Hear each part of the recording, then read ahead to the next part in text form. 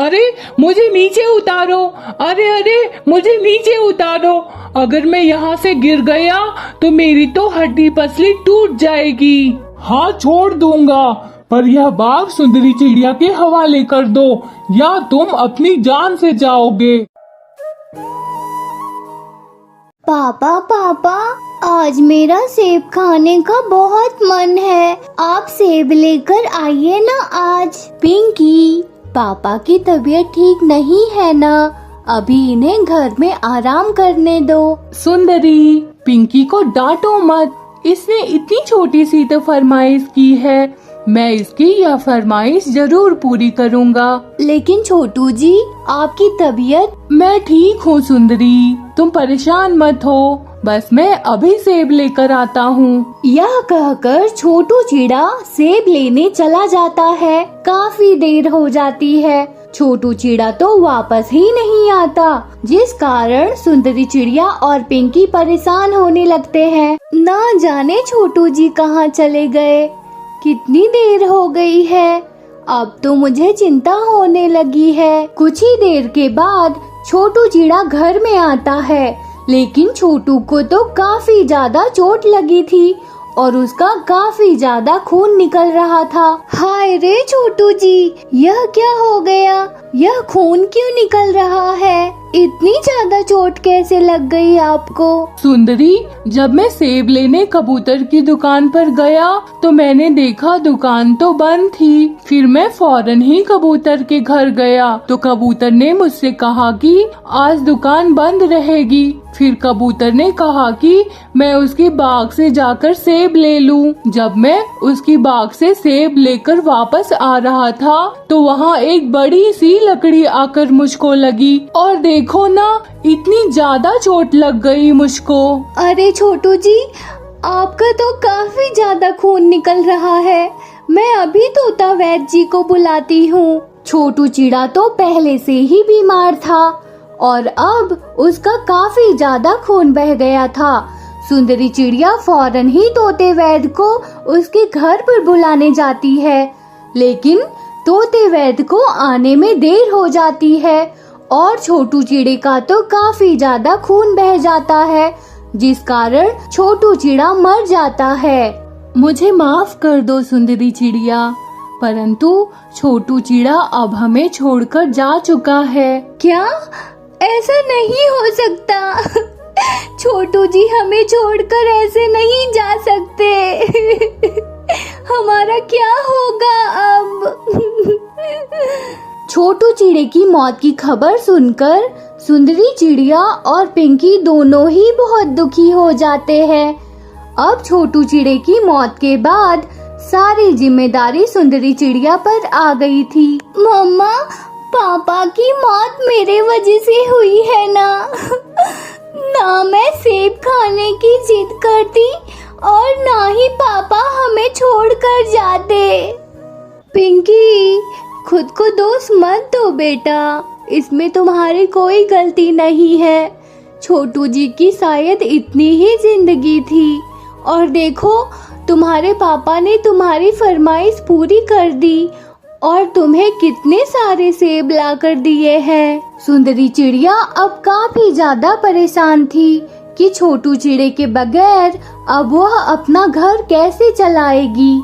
मेरी तो कोई नौकरी भी नहीं है और ना ही मेरा कोई खेत है, मैं कहाँ से कमाऊंगी पैसे। तभी सुंदरी चिड़िया की नजर छोटू चिड़े के लाए हुए सेब पर जाती है।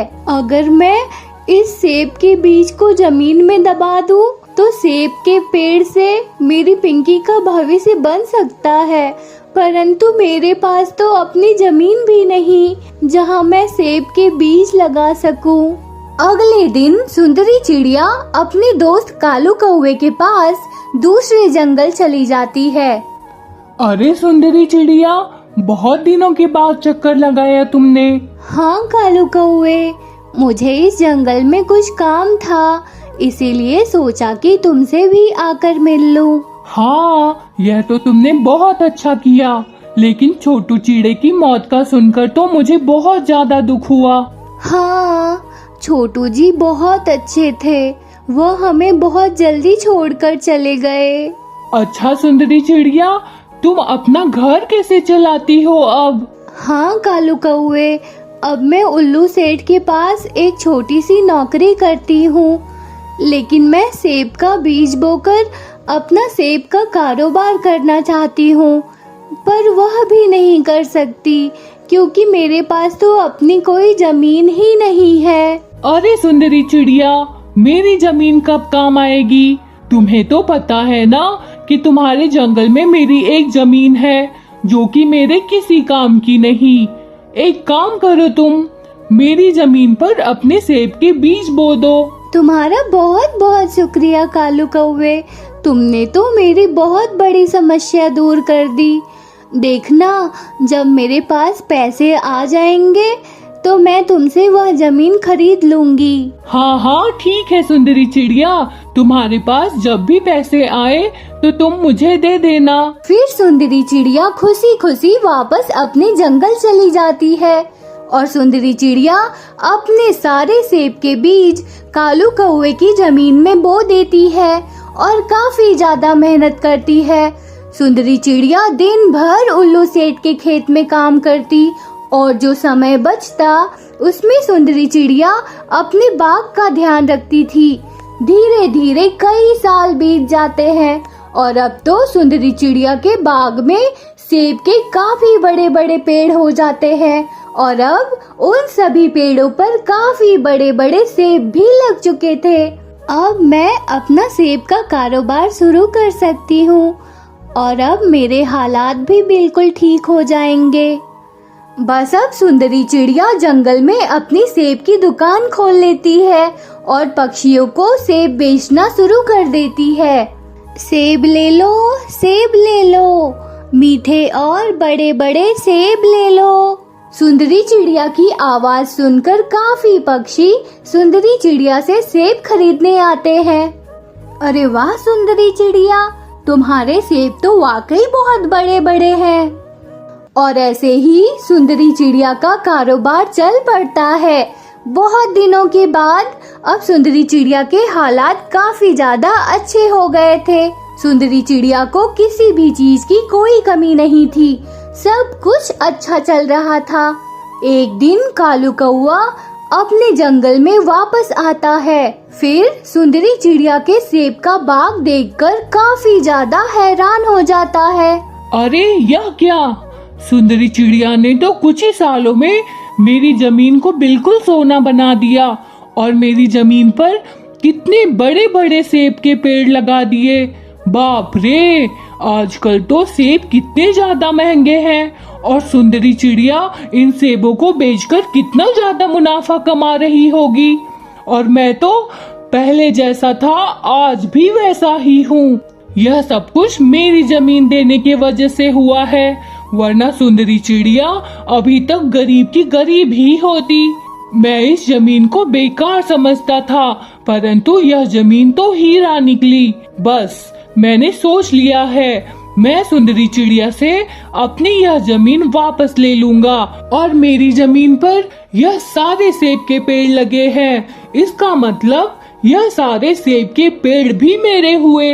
बस अब कालू कौवे के मन में लालच आ जाता है और कालू कौवा सुंदरी चिड़िया के पास जाता है। सुंदरी चिड़िया, मैं अब इस जंगल में वापस आ गया हूँ, इसलिए मुझे अपनी जमीन वापस चाहिए।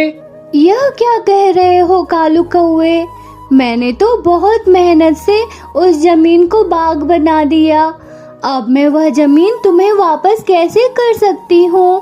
और वैसे भी तुमने तो मुझसे खुद कहा था कि जब मेरे पास तुम्हारे जमीन के पैसे आए तो मैं तुम्हें दे दूं, और आज मेरे पास तुम्हें देने के लिए पैसे हैं, इसलिए मैं आज तुम्हें तुम्हारे जमीन के पैसे दे ही देती हूँ। नहीं सुंदरी चिड़िया, मुझे पैसे नहीं चाहिए, वह जमीन मेरी है, इसलिए तुम्हारा उस पर कोई हक नहीं। उस जमीन पर वह सेब के बड़े बड़े पेड़ भी मेरे हैं। वैसे भी तुमने मुफ्त में बहुत ज्यादा पैसे कमा लिए हैं, परंतु अब और नहीं। कालू कौवे, तुम मुझसे वह जमीन वापस मत लो, मैं तुम्हारे जमीन के तुम्हें दुगने पैसे दे देती हूँ। मैं कुछ नहीं जानता सुंदरी चिड़िया, वह जमीन मेरी है, इसलिए अब सेब का कारोबार मैं करूँगा। तो कालू अंकल, आप साफ साफ क्यों नहीं कहते कि आपके मन में लालच आ गया है? अब जो भी समझो, पर अब वह बाग मेरा है, इसलिए सुंदरी चिड़िया अब से तुम सेब लेने मेरे बाग में कभी मत आना, वरना उल्लू सैनिक से बंदी बनवा दूंगा तुम्हें। यह कहकर कालू कौआ वहाँ से चला जाता है। वह बाग छोटू जी के लाए हुए सेबों से बना है। वह तो छोटू जी की आखिरी निशानी है और कालू कौवे ने वह बाग मुझसे छीन लिया। मम्मा, आप उदास मत हो। कालू अंकल ने हमारे साथ गलत किया है ना, उन्हें उसकी सजा जरूर मिलेगी। वहीं दूसरी तरफ अब कालू कौआ जंगल में सेब बेचने लगा था और कालू कौवे के पास भी काफी सारे पक्षी आते थे। कालू कौवा तो सेब तोड़ तोड़ कर बेच रहा था और मुनाफा भी कमा रहा था, लेकिन वह तो पेड़ों को पानी ही नहीं देता था और ना ही उनका देखभाल करता था। पेड़ भाई, पूरे 10 दिन हो गए पर हमने पानी ही नहीं पिया। हाँ पेड़ भाई, वह कालू कौवा तो बहुत चालाक है, उसे तो बस पैसों की लालच है। उसने तो सुंदरी चिड़िया की सालों की मेहनत छीन ली। हाँ भाई, सुंदरी चिड़िया ने हमारा बचपन से ख्याल रखा, हमें रोज पानी दिया, बच्चों की तरह हमारी देखभाल की, और हमारा फर्ज बनता है कि सुंदरी चिड़िया को उसका हक दिलवाए। और अब हम अपने सेब उस कालू कौवे को तोड़ने कभी नहीं देंगे। फिर शाम को जब कालू कौवा सेब तोड़ने बाग में आता है तो सारे सेब के पेड़ बाग में जोर जोर से हिलने लगते हैं। यह क्या हो रहा है? यहाँ तो हवाएं भी नहीं चल रही, तो फिर यह पेड़ इतनी जोर जोर से कैसे हिल रहे हैं? दुष्ट कालू कौवे, चले जाओ यहाँ से, सुंदरी चिड़िया का बाग है यह। तुम पेड़ मेरा कुछ नहीं बिगाड़ सकते। अगर तुम सबने अपने सेब मुझे नहीं दिए तो मैं सबको काट डालूंगा। फिर वह पेड़ अपनी टहनी से कालू कौवे को गर्दन से पकड़कर उठा लेता है। अरे मुझे नीचे उतारो, अरे अरे मुझे नीचे उतारो, अगर मैं यहाँ से गिर गया तो मेरी तो हड्डी पसली टूट जाएगी। हाँ छोड़ दूंगा, पर यह बाग सुंदरी चिड़िया के हवाले कर दो या तुम अपनी जान से जाओगे।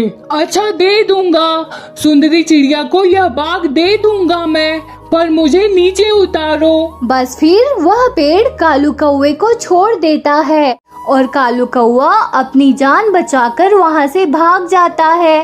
अब कालू कौवा सुंदरी चिड़िया से अपनी जमीन के पैसे लेकर अपने जंगल वापस चला जाता है और सुंदरी चिड़िया दोबारा से अपने बाग की मालकिन बन जाती है।